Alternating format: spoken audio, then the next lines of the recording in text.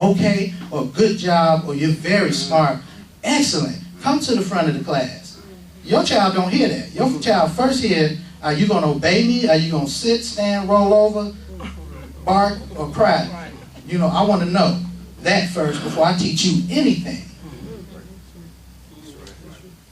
The only people that I know of that have that nature, that non-discriminative nature, is our sisters. That's why many of them are able to reform schools, but they don't want you reforming your school. You can go teach in a white school. Excuse me, I don't like to use that terminology. You can teach in their schools if you have the qualification, because they know you're not going to discriminate against their child. You're going to show their child the love that you would show your own child. You know, and Imam Muhammad said something, if you don't believe that and understand that, he said that a Caucasian can't birth a black person, but a African American can birth a white person. We do it all the time. My brother that my father adopted is back there in the room, married to Dr. Liv. He's not white. He's really, as soon as you talk to him, you know he's African American. But his skin is white, his hair is blonde. So alhamdulillah. And his mother was probably darker than me, and so was his father. So that's just a fact of our creation. So we shouldn't give up hope that we can have our own schools. And in this fast-moving technology, they say, well, how you going to do it, bro? That's the scheme. That's the plan. They know as soon as you get $1 in your pocket, things are going to change, and they're not ready to free us. Well, we don't have to, in this day, we don't have to look at some revolution or some violent means of changing our condition. We could do it overnight if we would form these intelligentsias of responsible people to look at our condition and figure out how can we improve our condition and work together seriously and earnestly to establish something on a national scale that would lead to us working. For this organization that's getting all this attention, the U.S. Council of Muslim Organizations, all this attention that we're getting is due to our organizations. We haven't spent a dime yet. We ain't spent no money. We don't have no money yet. But we're getting attention, and the potential is there because we organize. That's what we need to do as a people. We need to organize and first form these intelligentsias or these groups of people concerned with our future and set things in motion, get the wheels in motion so that we can improve our existing schools and help people start new schools. And a lot of us like to gamble and say, well, I made it this far. I know some women that's running the projects of the ghetto, they tougher than the average man. They walk with their chests out further than I do. So I know we can handle almost anything, but that's not the natural way. We should have our own. We should have our own. And our children deserve better.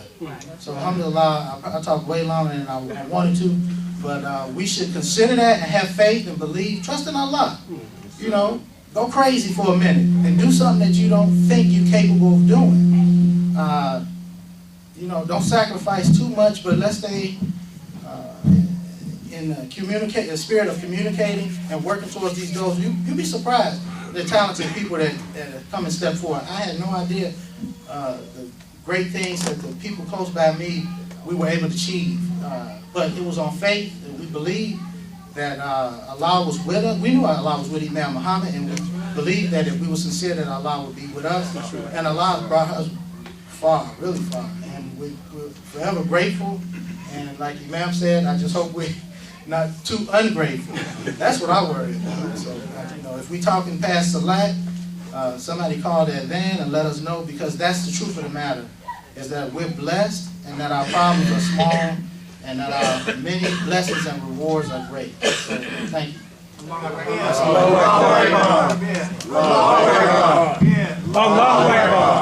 still in the time of Salat, and the Imam, as they explained, as important as this meeting is, and will conclude within the time of Salat, and we'll have Salat after the meeting is over.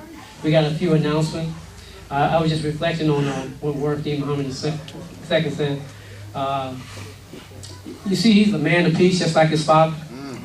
He is a man of peace, just like his father. And I think of myself, you know, we're with him, and he made a statement. He said, you know, it's just like we're with him, and if somebody, you know, like try to attack him, And we'd be on him like I don't know what. Look at Imam Rasul. Peace and quiet. But this man is a grandmaster.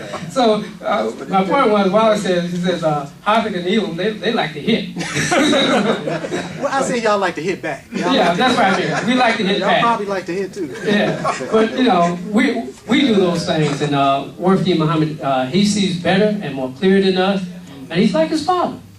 And God was with Imam W.D. Muhammad and his ministry, and God is with Warfdi Muhammad and the ministry of Imam W.D. Muhammad. So we really enjoy your company here. We're not going to close out. We got to make some announcements, but we really appreciate you coming and supporting the Mosque Cares ministry of W.D. Muhammad First Sunday program. We do have some announcements. We have mentioned we will try to have a live stream television broadcast of Warfdi Muhammad II about once a week. We'll try to do that within the next 3 or 4 weeks. And as big as the mosque here is international, you know that? That's correct. And if you, all these people coming to the website of the Mosque Cares Ministry of Imam W.D. Muhammad from around the world, and we have our television program, this live stream, and Warfdi Muhammad II speaking to the world, that's going to be done. That's right. Allahu Akbar. That's right. Thank Brother Akbar for pioneering that, and we're going to work together on that. Here, I got to make the announcement. I'm going to bring up Brother Yemeni. But we're going to have on the 19th and the 20th. You've already announced the fundraising. On the 19th and 20th, we're going to have a national dawah coming in on the Saturday to go out and pass out flyers within the community and to announce the beginning of the Ta'aleem on Sunday. So we're going to have a Ta'aleem on Sunday for about an hour, and it's, in conjunction we'll have the fundraiser going on. And so we'll start having Ta'aleem on every Sunday. And inshallah, we'll have the president of Mosque Cares be the first speaker of the Ta'aleem. And if you want, we play the imam afterwards, and then you come back up, you know, whatever way you want to do the first Sunday. Okay, we'll do it that way. With that, we are going to bring up Brother Yemeni. I got Sister Bashira come up after that, and I think that should conclude the announcement. It's raining. Water coming. Tell them to put the bucket up there. Go in the front, up top, and if it's some water. It's not raining. Yeah, it's not raining. Something else. Somebody turn on some water. Somebody might have go. You know, this is something. This is something. Is the water coming down? This is something I used to wonder about, and just the evidence of things just in jail. I said, how come my father have all these problems in his house? I'm like, this and that. I said, I bought my first home when I was 25 years old. I was a kid. I used to scrounge for nickels and dimes because the window was drafty, so I get some tape to seal the window. I said, oh, I get $5. I'm gonna run to Ace Hardware. Ace Hardware ain't even open no more, and fix something in my house. We lived in that house for a good 15 years. Never had none of the problems. I said, it must be the people around him. They sabotaging something. So I'm like, they be up there dancing on the roof, kicking stuff, kicking on the pipes and all of that. I said, well, but when I came into this job in this position, I knew that there was going to be some issues. So now y'all know the answers why I keep our community out of off our properties, because I can't afford to be fixing stuff all the time. But this building is a public building, so we have to have it public. So if you see somebody in this building where they ain't supposed to be, on the roof, in the back, messing with the pipes, please help be our eyes and our ears, because it's your dollars, your 10, 20, 50, your donations that we use to manage this property here. And so it's your money, and we should all be responsible for keeping the property up. I'm not saying that somebody did something, but I don't believe in luck and misfortune and all that kind of stuff. I'm just not the, that just don't, there's a reason. There's got to be a reason. There's got to be a reason for everything. So it's something we should be doing more to look after our property. And I vow myself that I wouldn't have those type of people around that I know are careless and don't care what my father did with his charity, as long as they got to put their hand on it first. Right. You know, so that's an issue too.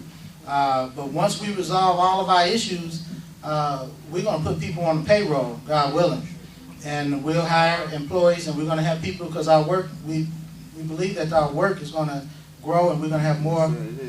We're going to have more resources, and we're going to need to expand the activities of the Mars Cares.